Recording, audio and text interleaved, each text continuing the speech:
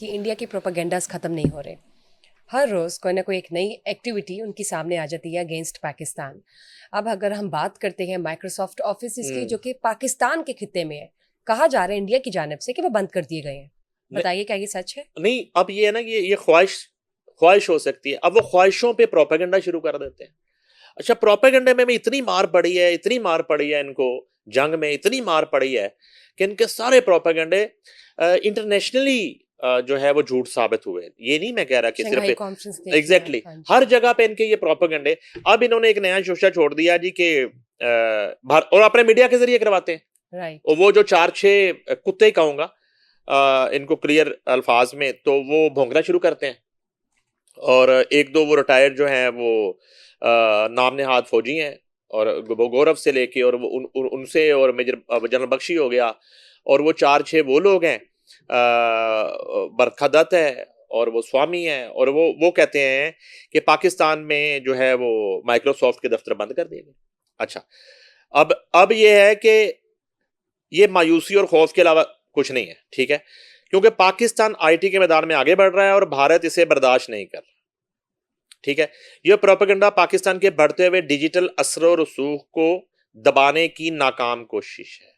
خود کو I T کا ڈیڈی مانتا ہے نا, چیمپئن ہے وہ, مگر حقائق, ڈیٹا اور زمینی صورتحال بھارتی جھوٹے بیانیے کی حقیقت بیان کرتے ہیں. مائکروسافٹ نے پاکستان میں کوئی دفتر بند نہیں کیا. پاکستان دفتر تھا, اور پالیسی لائزون میں کمپنی کا صرف ایک رابطہ کے مطابق یورپ, آئرلینڈ سے آپریشن چلائے جا رہے تھے. یہ کوئی انخلا نہیں بلکہ عالمی اسٹریٹجی کا حصہ ہے. مائکروسافٹ دنیا بھر میں اپنے لائسنسنگ اور کمرشل آپریشنز کو علاقائی مراکز سے چلا رہی ہے. پاکستان کے لیے یہ ذمہ داری کئی سالوں سے آئرلینڈ نے سنبھال رکھی ہے, زبردست وہاں سے کی جا رہی ہے, جہاں سے کمپنی اپنے مقامی پارٹنر کے ذریعے خدمات فراہم کرتی ہے.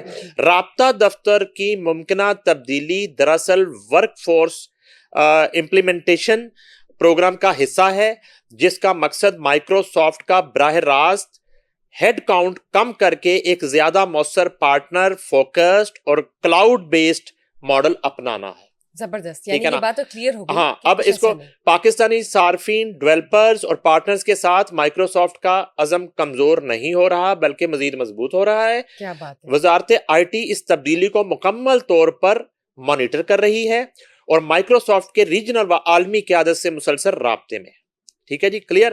وزیر اعظم شہباز شریف اور وزیر آئی ٹی شیزہ فاطمہ خواجہ کی قیادت میں پاکستان عالمی آئی ٹی سرمایہ کاری کا نیا مرکز بن رہا ہے. اچھا, یہ اصل میں موت پڑ رہی ہے, یہ ایک آپ نے بتایا نا, نریندر مودی صاحب کو اصل میں یہ موت پڑ رہی ہے. اور اس کے علاوہ جو ہے یہ 2025 میں ایک D F T I summit April میں منعقد ہوئی, جس میں $700 ملین کی غیر ملکی سرمایہ کاری کے معاہدے حاصل کیے گئے. پاکستان کی ٹیکنالوجی کے شعبے میں عالمی اہمیت کا یہ منہ بولتا ایک ثبوت ہے.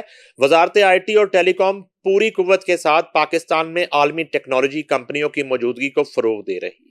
کیا بات ہے. کوئی بھی وقتی تبدیلی پاکستان میں آئی ٹی خدمات یا عالمی شراکت داری کو متاثر نہیں کرے گی. پاکستان کا پیغام واضح ہے, ہماری سرزمین عالمی ٹیکنالوجی کی اگلی قیادت کے لیے تیار ہے.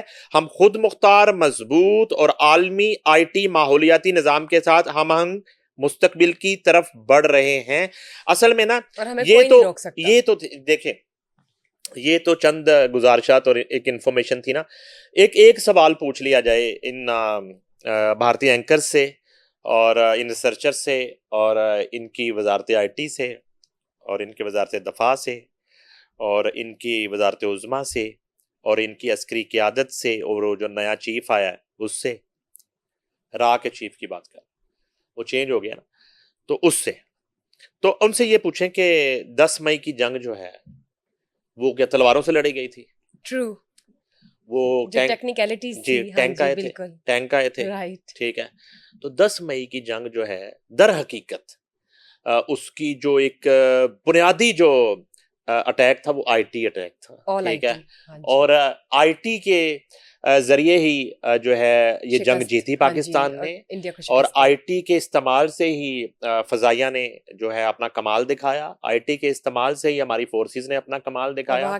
اور یہ جو آئی ٹی کی سپر پاور ہے اس کو جا کے دھول چٹائی.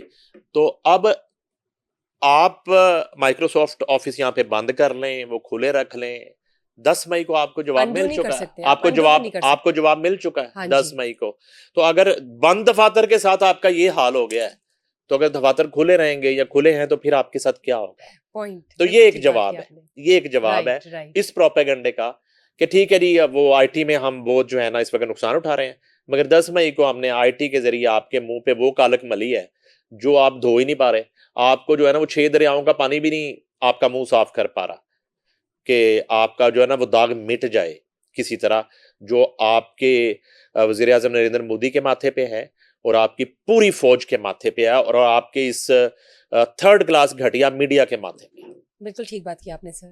انڈیا کی ہر درمی کو بھی جو ہر وقت امن کے ساتھ جوڑنے کی کوشش کرتے ہیں کہ نہیں فنکاروں کا کوئی کام نہیں ہے, فنکاروں کا کام صرف دیہڑی لگانا ہے جو ادھر سے زیادہ لگتی ہے, ڈالر کمانا ہے صرف, ٹھیک ہے نا. تو وہ ڈالر جو ہیں اور پیسے تو وہ ہیرا منڈی میں سب سے زیادہ وہ پھینکے جاتے ہیں طوائفوں پہ, تو وہ پھر ادھر بھی کلکتے میں بھی ہے ہیرا منڈی, تو ادھر شفٹ ہو جائے.